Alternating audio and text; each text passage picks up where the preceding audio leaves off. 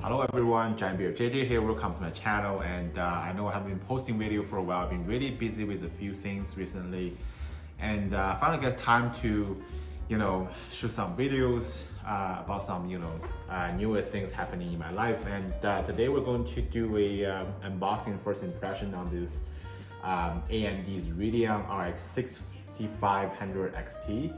I know this is like the lowest end of the newest generation of RDNA2, and most people I've seen some reviews on this card, especially on this chip. Actually, they say that this card is pretty bad, and it's probably don't buy it or anything.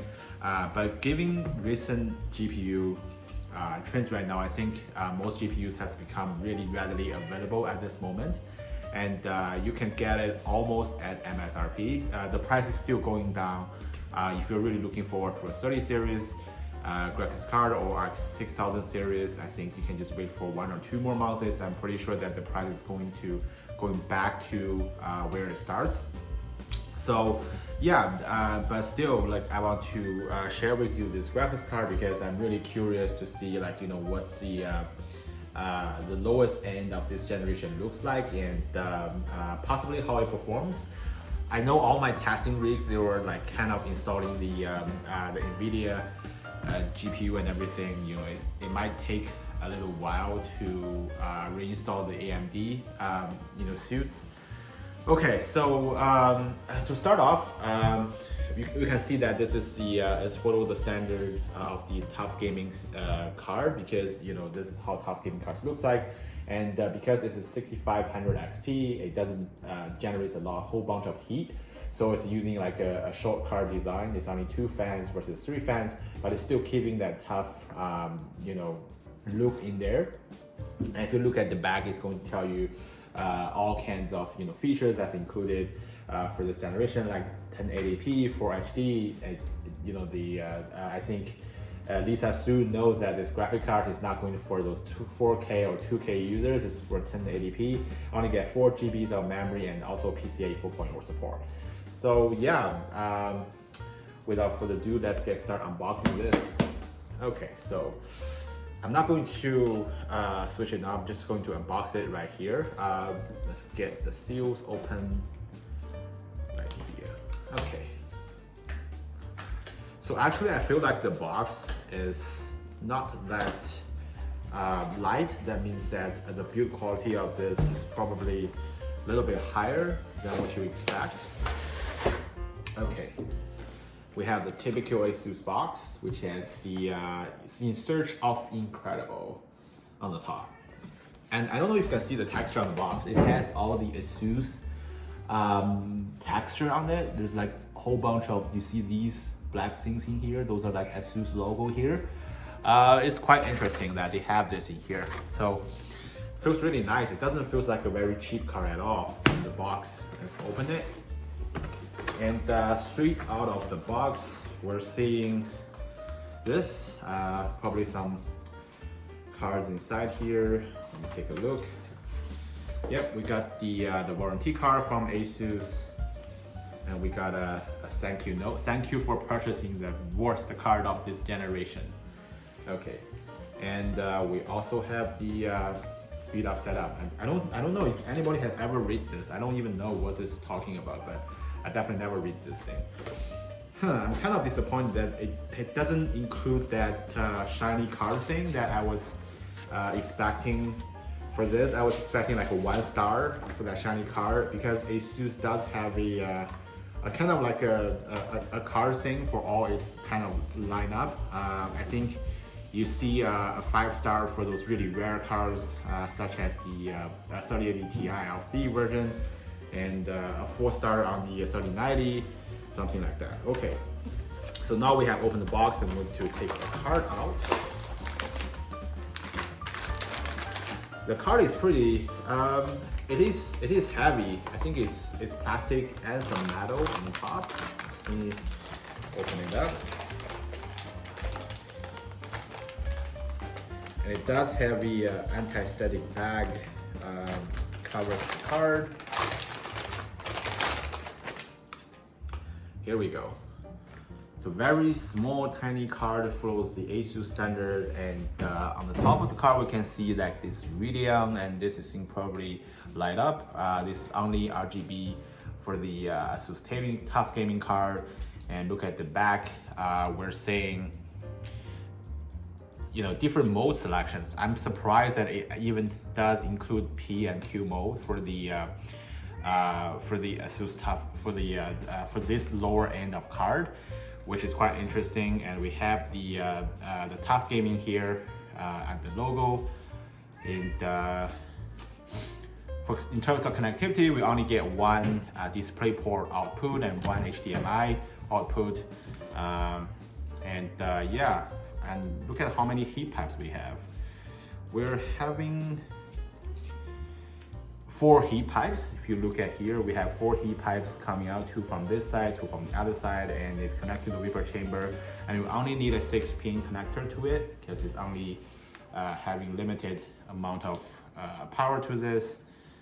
And I'm actually expecting a very nice cooling from this because it is a beefy card, considering it's only a 6500 XT, and it has a metal backplate and a metal shroud, which looks pretty cool. Okay, so let's see if there's any other things inside the box. Oh, I don't see any other things, so that's it. That's the card. We have an anesthetic bag, some forms, and the instruction manual here.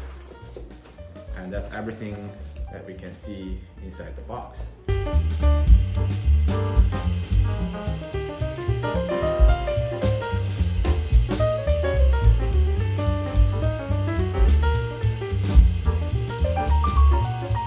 Alright, so here I am at my testing rig, and I am going to get the Radeon cards onto my test bench. And right now I have a 3070 Ti Supreme X running here. You know, that's the Nvidia graphics card. I'm probably going to switch to the AMD driver. I don't recommend doing this, but just for the sake of testing purposes, I'm just going to install AMD directly on top of Nvidia drivers. And I previously have done that just for some weird reasons, just to see if you can run Nvidia cards and AMD cards at the same time. And I was astonished that it actually works, so I'm going to try to do it again. So, but I'm going to go to the AMD website, download the driver, and then install it, and then change the card. Hopefully that works. So let me do it right now. So first of all, we'll go to the AMD website, AMD drivers. Okay, so we're doing the 6000 series 64. Oh, there's actually 64,000, RX 64,000. I saw 500 XT is already the lowest edition of the one that you can get. So we're just going to do the 6500 XT version, and the yep, it's right now downloading the Radeon software 2020 edition. Right now it's 2022. Why are they still releasing the 2020 edition? I'm going to install it, and hopefully that doesn't mess up anything. Check your PC hardware for driver and software compatibility. Yeah, okay, so I don't know if you can see this or not, but it actually told you that AMD software cannot be proceed as no AMD software has been tagged in your system. So I think they probably have changed this. Previously it works, or you have to install both cards at the same time. I'm just going to shut down my system and then install the card and then install the driver, and hopefully that works. Before I swap out, just want to compare like the size differences between, this is the Supreme X and this is the little tiny 6500 XT. Look how small it is in terms of size. I think it's, yeah, 2 fans is about like, you know, 66.7% of the entire length, and it is much heavier. I feel like this is almost a third of the weight. So yeah, that's a good cut. Okay, now we have the card installed.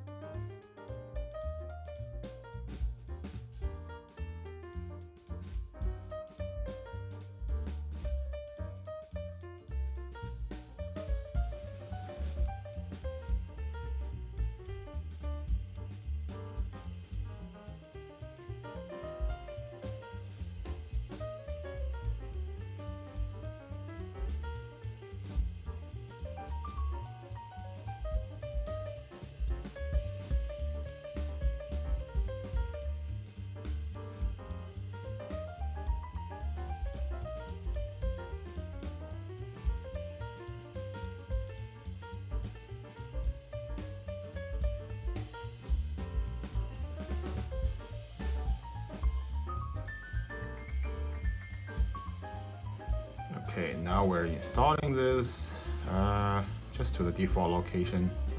Hopefully that should work. Install it. And now it shouldn't tell me that you can't detect the software anymore because, I got the card here for you.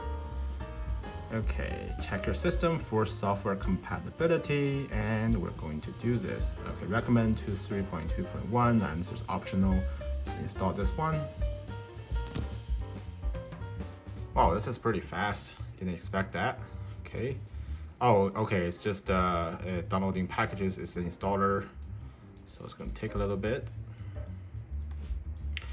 Yeah, this card actually for the price, I think $300 Canadian dollars. I think that's a fair price. If you buy a same setup like if you buy the LGX Flow, which has a 3050 Ti in it, then that thing is $2,400. I think the price is not much better compared if you're just building a super mini IDX and carry it with you, and it has the same level of hardware, and also it is more customizable. I think that would be a little bit better, versus buying a laptop. But laptop is definitely smaller. I mean, oh my gosh, it's just flashing all the time. And now it's black screen, came back up. And we are done here. Okay, collect information, launch that, okay. Perfect. And let's see if Afterburner has detected the card or not. Alright, 6500 XT, that's good. And we have the memory clock, everything here, and let's tune up the fans. Let's see the noise actually. If I turn it to 50%, 60%, fan speed.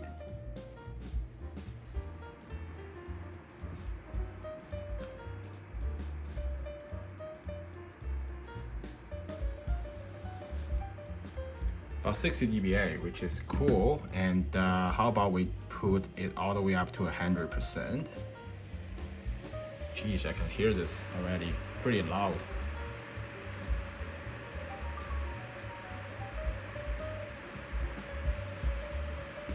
Not the quietest fan out there, but I don't think you need all this fan speed because it is a very light card to use.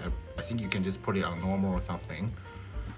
So first of all, I'm going to run a 3D Mark TimeSpy test just for 1080p. Although this is a 2K monitor, I'm going to run the 1080p because it said that this is a 1080p cards. So I'm expecting to run in this difficulty. So 2K might be too much for it. Let's check out the score. I gotta say that 3D Mark right now is pretty buggy. Like it keeps running, collecting my system info for like 10 minutes, and then it actually runs it in the end. So you can see that the score is pretty basic, 7,000. It's actually pretty low, and we are hovering around like 50 FPS in the first one and 43 FPS in the second one, which is pretty low. And honestly, I'm not expecting a very high score, but for this is good enough for a 1080p gaming, I should say. I'm not even going to bother running 2K because this is not the card for that. But what I'm going to do is to actually fire up some games and to see how it looks like in those games. First of all, I'm going to do the Assassin's Creed Valhalla because that's a game that's specifically optimized for a Radeon graphics card. And then let's see if we can do some basic gamings in that one. Okay, so right now we're running a benchmark, and it is borderless, but it is still playable. It seems like the FPS is like hovering around like 50 or 60 or something. And I didn't limit the FPS, so the FPS limitation is off right now. And we're seeing that it's 60 FPS playable, and it is not one of the, it is on the medium setting for gaming. It's definitely playable in 1080p for this game in this benchmark. Okay, so now we're running CyberPunk 2077. As you can see that the FPS is 44 right now. And one interesting thing I have noticed for AMD GPUs this generation, you can press Alt plus R to kind of open the super resolution here, which is kind of give you boost on the FPS. And also we can do the Radeon boost. And yep, minimal resolution 83. Let's see how our FPS is increased so far. Don't see any increase here. Yeah, it's 30 FPS on 1080p. I feel like it's not very playable. And let's check out the setting right now. So the setting we have right now is a medium setting. Let's try to make it low and see if that do much on the FPS. If we're turning it into low, we're getting slightly little more FPS. Still not quite playable. Like it's playable. It's just like it feels like it's very laggy. But I don't think you can enjoy this game much by this very predefined setting. Okay, so yeah, we're on low right now. And definitely no, DLSS or we have no that, but we have super resolution. Let's turn it on to performances, ultra performances. Okay, let's see how this boosts our experience so far. Okay, so if we turn on that, you can see that the picture has become very, it feels like you are swimming in a pool and you can't see anything.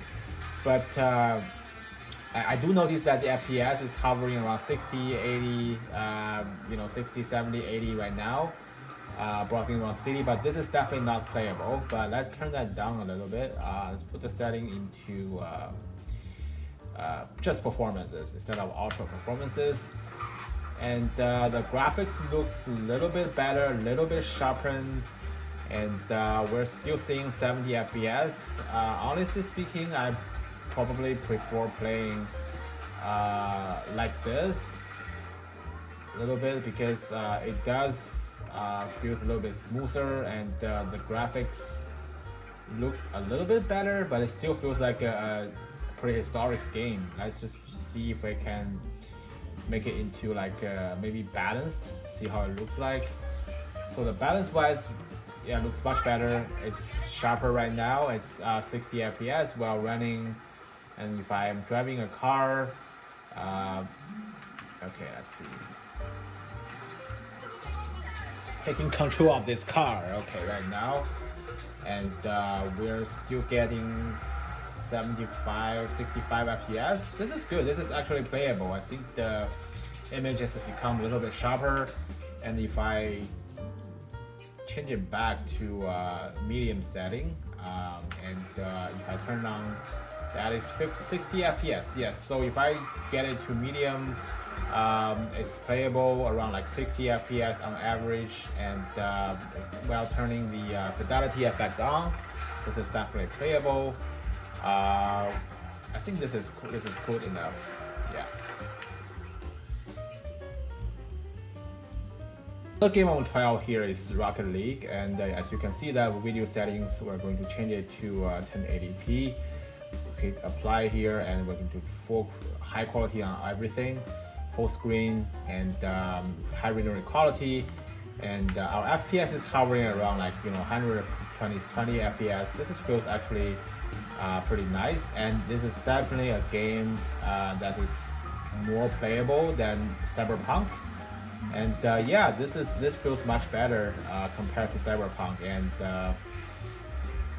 yep, but this game doesn't dominate that much of your experiences. And you can see the GPU right now is hovering around like temperature wise around like 40 degrees Celsius, while in ambient temperature of 23 degrees Celsius, and which is pretty nice. And we see the memory usage is about 2G, and it's all within range. So I would say that this graphics card is probably for some slightly little bit competitive gaming if you want to do that, and definitely not for AAA games. AAA games you can just play it like in a very low quality, and you can definitely do a playable experiences.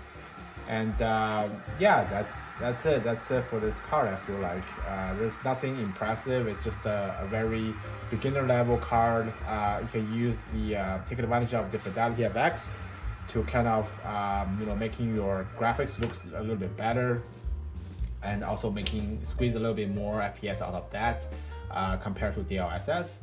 And this is definitely something that AMD, great job on AMD side for this. Alright, there we have it, guys. This is the unboxing and some FPS test for the 6500 XT. As AMD states that this is a card for 1080p. It's definitely one of those cards, and you can't ask more than that. But in terms of price level, I do feel like this card is still a little bit overpriced. Considering this card is going for almost like it's $400 on the market at the moment. And honestly, I feel like this card should be for really into the $200 range, which is sounds much fair. And in most of the games, AAA games, and it does require you to use the Fidelity FX to actually achieve 60 FPS, stable, that you can playable. But honestly speaking, I do still feel like the quality looks really bad.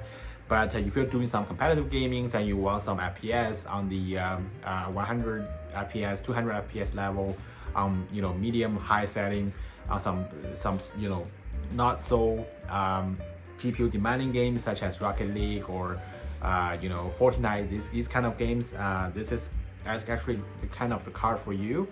And yeah, I think there isn't much to say about this graphics card, and there's nothing wrong with its cooling, and the design wise I do like this card. It looks really small, and it does fit into all kinds of cases, whether you're doing like a full ATX build or like a very mini ATX build. This card, you can carry it around and you want to play some games along the way. If you really are looking to get into the PC gaming and you want to do a beginner level graphics card, I think that this is the right card for you. But just to wait a little bit longer to see the price decreasing, and you can get your hands on these ones. Okay guys, so here it is, the here's everything about this card, and I do hope you like this video. If you have any questions, feel free to post in the comment section down below, and I will try to answer those questions as much as I can. And also, if you really like this video, click on the subscribe button down there, and I hope to see you in my next one. Bye bye.